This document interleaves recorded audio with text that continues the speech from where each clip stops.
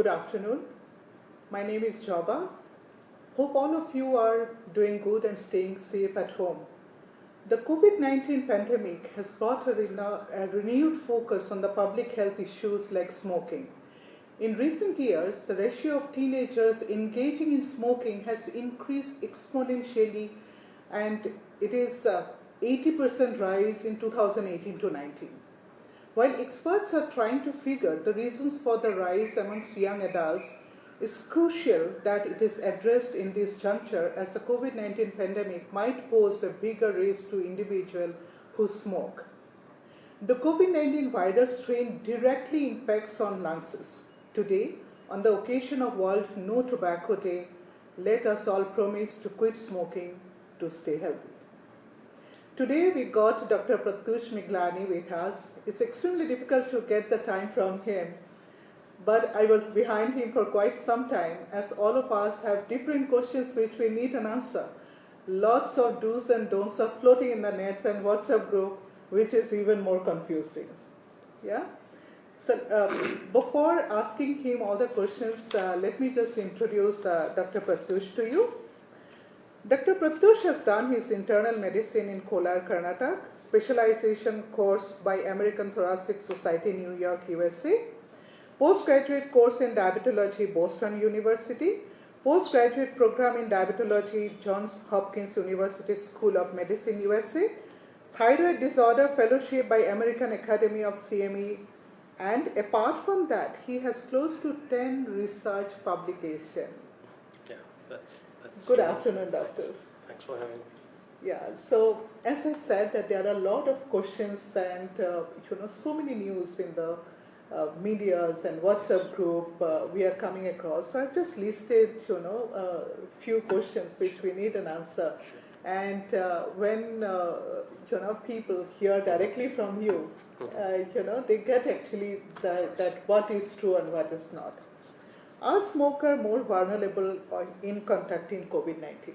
Absolutely. So smoking, as we all know, it induces an inflammatory process in the body, and that over a period of time of smoking reduces lung function for the individual. Yeah. Now, as we all know, that COVID has predilection. COVID majorly attacks respiratory system. Mm-hmm. So when a smoker gets infected with COVID-19, so because of the reduced defense mechanism, mm-hmm. the reduced immunity of a smoker, mm-hmm. there is more chances of that person getting infected with COVID-19. Right. So there is no doubt about it.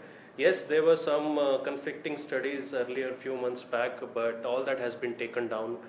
There were some disclosures, disagreement has been found. So I would suggest that, again, like Jaba mentioned, half-baked information, and it's always best to speak to your specialist and right. to arrive at a conclusion. Right. Will it be severe if they become infected? Exactly. So, ongoing. So since lungs are weaker and their defense mechanism, because smoking affects antibodies, which our body will normally produce in response to any assault of any kind, COVID one of them. So, since lung function is less, the ciliary movement is less, more of mucus production is there. So these patients, if they get infected with COVID, the clinical severity of the disease is going to be much more in these patients as compared to, say, a non-smoker. Yeah. So are they more likely to have severe complications from COVID? Of course. So this is like, I call this, the three-pronged risk of COVID in smoker. So there are three levels of risk. So like the first two things that we already discussed, there is increased chances of them getting infected with COVID. If they do get infected with COVID, the severity of disease is going to be much more as compared to a non-smoker. And the third thing, we now this is right, we have already started seeing post-COVID cases with varied complication and much slower rate of recovery in these patients. So these patients, they might go for higher degree and severity of post-COVID complications, fibrosis being one of them, mm-hmm. and reduced respiratory function, increased duration of supplementary oxygen requirement. So all those things. Mm-hmm. So this is like an attack from all the three sides, all the three steps of a disease. So you catch the disease. If you catch it, it is much more severe. and then it increases your morbidity. I mean, you have to suffer with complications for much longer. So all the three stages of the disease is much more severe in a smoker as compared to a non-smoker. So, though vaping is illegal in India, Yeah. but I just want to ask you that what about vaping and COVID-19? Are there any specific or heightened risk for vaping? Oh yes. So it has been banned in India, thankfully, by some strong initiatives by the government. But vaping, yes, multiple systematic studies have found out that vaping is as harmful as smoking in reducing lung function and inflammatory response. So everything that applies to smoking does apply to vaping also. So, what does WHO recommend for tobacco users? WHO, they have been quite instrumental in targeting smoking since past, I think 1987 World Smoking Tobacco Day was started by WHO. Since then, they have been quite instrumental. Sequentially over last couple of decades, the incidence of smoking has been coming down, but there's still a lot of work in front of all international regulatory bodies. So WHO says that in their official statement, they say that incidence of COVID in smokers and severity is categorically 50% more as compared to a non-smoker. And then they definitely, all these things that we discussed, they mention, they elaborate and specify all these points that, incidence is more, the severity is more, and then again, like we discussed, post-COVID complications, that is much more in smokers. Also, the important thing, so COVID, we know about harmful effects of smoking. We at Sagar have done this with you last year and year prior to that and every year. So smoking prior to COVID also, it is known, it is established that it gives you heart diseases, it gives you blood pressure, it gives you COPD, asthma, bronchitis. So all these things, all these diseases also increase the risk of COVID. So just if you don't see in the unilateral one-track way. So since smoking gives you, older smoking or new smoking gives you comorbidities, it also increases your chances of getting COVID and severity of COVID. So WHO does mention that in their official statement. Okay. What if someone previously smoked? Or rather, how long if the people have to stop smoking to reduce the risk of COVID-19 and possible complications? Yeah, so I'm sure some people are already aware of this. So smoking is quite forgiving, when you quit. So it is. So they say that physiological changes in the body, they start happening as soon as 20 minutes after you quit. So this is like a sequential physiological timeline. So 20 minutes since you quit, your heart rate starts coming down to normal, blood pressure starts settling. Yes. And then say from first 1 or 2 days and until a week, the carbon monoxide, the major culprit in cigarette smoke. So the carbon monoxide levels start coming down. And that there itself the person starts, also that is the time where some withdrawal symptoms might be noticed, but physiologically the person starts feeling better. Now coming from 1 week, 2 weeks to say a period of 1 month, that is when people start feeling improvement in their lung function. So the same person, say a chronic smoker, when he used to walk and after 2 flights of stairs he used to feel short of breath. Now they start noticing improvement in their lung function. They are not so breathless with the same amount of physical exertion. So that starts happening, say, in a period of 1 month or so. And when, as per physiologically, as period of 3 to 6 months, lung function improves, inflammatory responses improve. So you could say the person is almost back to normal, a non-smoker, say, at a period of around 6 months. So it's quite forgiving that way. So I think, this work from home, is really boon for them, that those who want to, leave smoking. Yeah. Because going to office and then going for canteen and having friends. They don't get that breaks, cigarette breaks. Yes, so while they are staying for quite some time now, and I think the IT companies, they are almost about a year now. Yes. So it's an ideal chance for you to quit smoking. Absolutely. To at stay the same healthy. time, WHO has also made a notification that since so many people are working from home, So second-hand smoke is also dangerous, especially for children. So True. do not even Right. think about smoking Right. at home or around kids, Right. because it has all the risk factors and adverse effects Right. which first-hand smoke would have, especially Right. for growing children. Right. So that also has to be. I think it is exactly the same, right, for the children, that Of if the course. smoke happens at especially, home. especially when their lungs are still developing, they're still developing their immune responses and defense mechanisms. Mhm, At that mhm. time, it can have even more worse effects. Uh-huh. Yeah. Okay. So, is it safe to start and continue to use nicotine medication and other stop smoking medications? Oh yes, oh yes. I mean, it's better late than never, right? Especially when is going to be a bigger time than this, when everything is uncertain. You don't know what is happening Right. tomorrow. So Right. yes, any time is the right time for that. And of course, you should meet your doctor before you go into prescription nicotine replacement therapies. Mhm. So there are many ways. There are solutions, there are tablets, gums, patches. Mhm. So better your doctor takes that call. So Okay, consult your doctor. There will be certain, doctor will take your medical history, what are the medications you are on, certain precautions, dosing, and how to taper it down, and as and when you feel better. Mhm, mhm. So yes, it is totally safe, and it can be done by anyone after consulting their doctor. Mhm. Yeah. So, we keep on hearing that I don't smoke every day, Mhm. but if I get COVID-19, will my occasional smoking make Mhm. my symptom worse? So the risk that an occasional smoker carries is definitely not as much as multi-cigarette or multi-pack chronic smoker, but risk still stays, because the reduction in lung function, which would have happened over a period of time, and then the immune responses that just will not show up as much as they're supposed to in a totally non-smoker, because there are definitely certain levels of, say, carbon monoxide and other harmful substances, tar, and of course nicotine. So yes, risk is lesser, but then it still is. Yeah, it stays. So even if it's the same, the chain smoker or the occasional smoker. No, the risk is the more the consumption of these harmful substances. So heavy smoker or a chain smoker would definitely be consuming more of tar and nicotine. So risk is higher. More of toxic substances, it poses a higher risk as compared to lesser. Okay. So during that time, the person has an COVID-19 and he wants to quit the smoking, knowing that the lungs are getting infected. So what is the process that that period of time?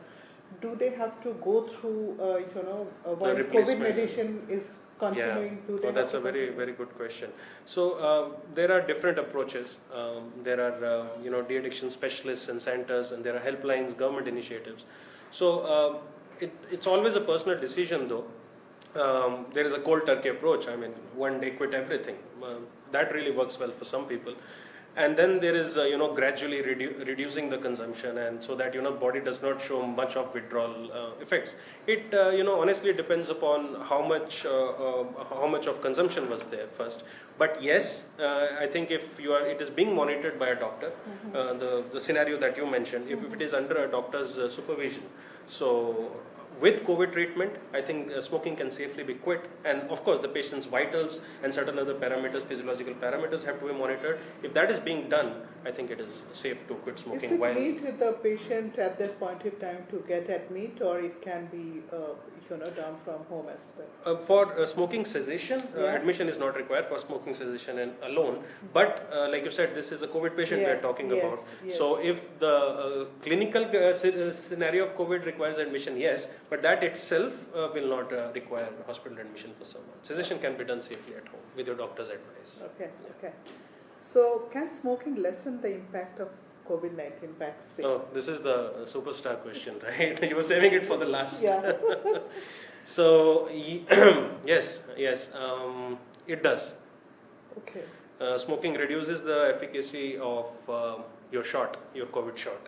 So as we just discussed that, smoking affects our immune system, the kind of defense that we are going to gather against COVID or any other infection.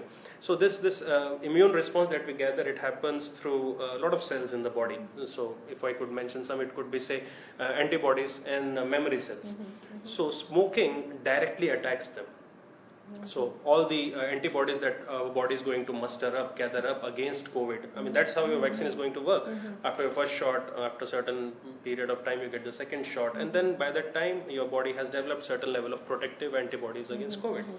So if smoking prior or after the vaccination the patient has smoked, so that antibodies are their function, their efficacy, it is reduced by smoking, and memory cells also. So the amount of immune response or say protection against COVID the patient is going to muster up or is going to gather against COVID will be much lesser if the patient smokes. Yes, there are studies that have proven that. So. Okay. So is it that, again, as we are talking about the smoking and all, that once a patient or, any person, takes a vaccine, is he allowed to smoke, like we say that, 48 hours you should not drink. Yeah. So is it allowed to smoke for 48 hours or 72 hours? So ideally speaking, the person should not smoke. Yes, should not. Yes, of course should not. Should not smoke till the 3 to 4 weeks after the second dose of vaccine. Okay. So the first shot of vaccine, and then after certain weeks comes the second shot of vaccine, and ideally by 3 to 4 weeks after the second shot, the person develops immunity against antibodies against him. So till that time, till the body is supposed to have developed a certain titer of protective antibodies, the person is not supposed to smoke. Okay. Yeah. So it's again for you to quit smoking. Exactly. It's like a motivation. Yes. It's like added benefit. Yes. Your vaccine is going to be much more effective if you don't. Absolutely. So as I said at the beginning, it's so difficult to get you, and I could not resist to ask you 3 other questions, which is not related to smoking per se. Does COVID affect the respiratory tract? Oh yes, and like how? I mean, yes. So COVID has maximum predilection for respiratory system. And as we know, the disease, the way it affects could vary from say very mild, asymptomatic also, asymptomatic, mild, moderate or severe. And then there are certain markers that we do, we check. First of all, we see patient's symptom. If patient is having mild symptoms, patients are best treated at home isolation. And then there are some people, during first wave, it was more of older patients with multiple comorbidities, but this time it has changed. All of it has changed. We are seeing even younger people without comorbidities. Such patients also presenting to us with moderate to severe symptoms of COVID. And yes, and that severity, this categories of severity of COVID, that decides who requires hospitalization and then which patient might end up requiring say ICU stay. So yes. Okay. So I have here 2 questions. I'm reading the first one. That why is it become too complication for COVID patient, though it is just a beginning of fever like flu, and it is it's going into lungs infection, breathing problem, pneumonia, etc. As once it is declared positive, one by one the patient face lot of problem and health issues. Yeah. And the second question, doctor, is it too compulsory for the COVID patient to be treated through steroids? The steroid does give side effects later. What is more harmful? May we get later, and any solutions? Okay. So I'll take them one by one. The first question, that why, I think what I understood, why some people get more severely infective, although it starts like a common flu, and some of them end up requiring hospitalization. So this you have to forgive us for this. This is a new disease. We are still learning about it. Sure. So when it happened last year, some of the patients, they developed severe disease as compared to some people who just had flu-like symptoms and recovered on their own. So like I was just mentioning earlier, so these patients who required hospitalization, who had a more severe disease, these were the people who developed symptoms like breathlessness, lot of cough, lot of weakness, and generally they were elderly people because their immune response will be weak. So for an elderly person, for a diabetic, for a heart patient, for a smoker, immune response is going to be weak. So if something attacks you, you have to fight it. So if for COVID, when COVID attacks you, your immune response, your immunity is your barrier. If that barrier is weak because of any reason whatsoever, So then, there is a possibility that this same infection, be it COVID, be it any other flu, might be more severe in you. And these are the patients who end up getting more sick and requiring hospitalization. The second question was about steroids. Steroid. Yeah, Steroid. that's a good one. I'm glad I will be able to clear some doubts there. So, see, steroid is a two-edged sword. So a high level of I would say clinical decision making is required when to use steroids and how much.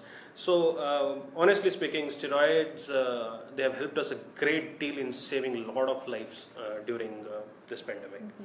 So but yes, not all patients need steroids. It's only the patients who show evidence of higher rates of inflammation and organ involvement. So basically, if I simplify it for you, if somebody has more of lung infection in COVID and that is seen, there is evidence, we are able to confirm that, say by CT scan, chest x-ray and blood tests, then this patient there is a high chance this patient will benefit from steroids because that will reduce the inflammation, the attack that the virus is doing.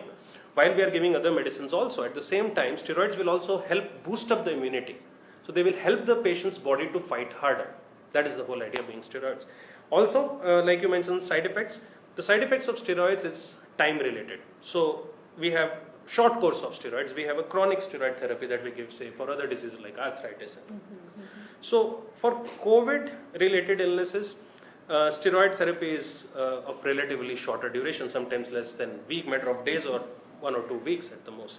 So such short course of steroids is not known to be harmful for patients in the long term. So it is relatively safer and showing much more benefits. So that is why steroids are being used. And your doctor will monitor you. They will tell you to keep checking your sugars. They will tell you to follow up with the doctor with your sugar readings and any other variations. And there is certain other precautions that we have to take, and all doctors do when we give short-term steroids for the patient. Can this be administered at home, or the steroids when you prescribe anybody for the shorter duration? For majority of patients, we have given steroids at home. Okay. So they are very simple. It's just 1 tablet a day. And certain precautions that have to be taken. Your doctor does advise you in the consultation. So for majority of patients, we have tried to manage the patients at home with oral steroids. Okay, Yes, okay. it can be. And it doesn't have much of the side effects? It doesn't. Some people might experience little gastric symptoms, which is usually taken care by giving an additive medicine for that. Yes. Okay. And one gentleman asked that, sir, how will be the symptom of COVID in a smoker? Yes. So the onset or the initial presenting symptoms might be the same as of a non-smoker. But if somebody has significant, say, lung function reduction, so this person might develop more respiratory problems, more of cough. Patient might develop more of pneumonia than a non-smoker. So the COVID disease will be much more severe and serious. There is a higher possibility that COVID disease will be much more severe in this smoker as compared to a non-smoker. Yeah. Okay, so individuals with respiratory issues like asthma and wheezing, do they stand a higher chance at contracting and succumbing to severe COVID-19? Absolutely. So it's like, COVID is going to attack lungs. And then lungs are already dealing with their own problems. So lung is already, before COVID, was dealing with, say, asthma or seasonal bronchitis or allergic bronchitis. So already that was a difficult thing to deal with by lungs. And now this guy, COVID, has come there. So obviously it makes body much more difficult for body to fight off or ward off any assault, the COVID infection also. And then non-pulmonary comorbidities such as say diabetic. We know diabetes it's immunocompromised disease. So diabetics, especially with poor glycemic control, their immune response, immune function is already reduced. And heart patients, because their pulmonary function, heart function being related, they cannot, the chances of hemodynamic instability is much more in a heart patient. So such patients definitely, if they develop severe COVID disease, which they might, then prognosis is not so good as a relatively more healthier person with lesser comorbidities. So is there any chance of having the COVID second time if somebody has it earlier, We or have, is very unlikely? no, it is not unlikely. Or, I mean, it's not so common, but we have seen patients with COVID reinfection. That happens Because because that already, the patient already has the immune system. exactly. So you answered the question. So it's all about the immune response. So like we were saying that if somebody smokes during vaccination also, they will not produce antibody. So some people, for some reasons, they might be having certain other diseases, or they might be immunocompromised for some other reason, or they might be in treatment for some diseases. So, and without sometimes, very uncommonly, without any reason, some people do not make enough antibodies. Their body just will not produce that desired tighter desired amount of immune response. So in fact, we sometimes, when we are clinically doubting it, we do a blood test. We check the patients for antibody, and we have found some patients who were reinfected with COVID. We found that they did not make any antibodies for it, so their antibodies test was negative. Okay. So these people, for some reason, they did not make enough antibodies, say after vaccination or after getting infected with COVID, like you said, and then these people are at risk of getting infected again. Okay. Okay. Yes. What is the ideal time of getting vaccinated after the somebody has Yes. recovered from COVID? This is the most commonest question that we deal with every day. So 2 to 3 months. We get again, when we search and all those stuff, there are too many things that Yeah. 4 weeks or 6 weeks. Somebody said that immediate after that there is no harm. Somebody said 3 months after that. So, Yeah. what is the ideal time to get? So, like I said, like I began with, we are still learning. There is new information every day, and most of the healthcare strata being busy, dealing with COVID. So, but the what American Center for Disease Control and Prevention says that ideally a period of 2 to 3 months after getting COVID infection is a good and safe period to get vaccinated. From the time it started Yes, or when yes. it got over? Say if you come to the time it got over, it should be around 2 months, Okay. or when it started, it should be around 3 months. So what happens if somebody takes earlier? Again, that there is a risk they may not produce the desired antibodies, the desired immune response. Okay. So, the efficacy might reduce. Okay. So, we don't want the patient to not have the desired effect after Okay. taking the vaccine. Okay. Because body is already, after the infection, body is already trying to produce its own antibodies. And then you again give a foreign. Okay. So, it's safer to give a gap of around 2 months Okay. before going and getting Okay. vaccinated, even if it is your second shot. Okay. Some people are getting COVID after their first shot. Yes. So yes. it stays the same. Okay. It's either your first shot or the second shot. Ideal to wait around 2 months post Okay. the infection. So again, the last question, because I know it's already Yes. we have overshot the time. Is it an yearly shot or is it one time? Time will tell. We'll see you in 2022 and tell you that. As of now, since the whole world is dealing with logistics and overburdened, so we have to vaccinate a lot of people for Sure. first time. Sure. So if things get in control, our vaccination rates are good, domestically and globally, then we don't know what guidelines we might come up with. We'll have to keep checking how people are maintaining their antibodies. If they're maintaining it over a higher period of time, depends on if and how is there a third wave. So a lot of unanswered questions, so you have to stay tuned for that. I Yeah. think. Yeah. So thank you so much, Doctor. Thanks for having This is a big education for all of us. And if you want to contact Dr. Prathush, please call us up at 080-428888. Or also you can get his video consultation appointment. You have to log into www.sagarhospitals.in and can appoint for video consultation. Now there is one more high risk disease what we have started hearing is mucormycosis. So what is mucormycosis? Is it a new disease? How to treat that? When can one contact the doctor? How severe it is? We will come back to you probably in this week itself with our consultant physician on that. Let me end the session with a positive note, because the entire environment we are living nowadays is extremely negative. I believe in karma, and I believe if you put out positive vibes to everybody, that's all you are going to get back. I believe in karma, and I believe if you put out positive vibes to everybody, that's all you are going to get back. Thank you so much. Stay safe, stay healthy, and quit smoking to stay healthy. Thank you.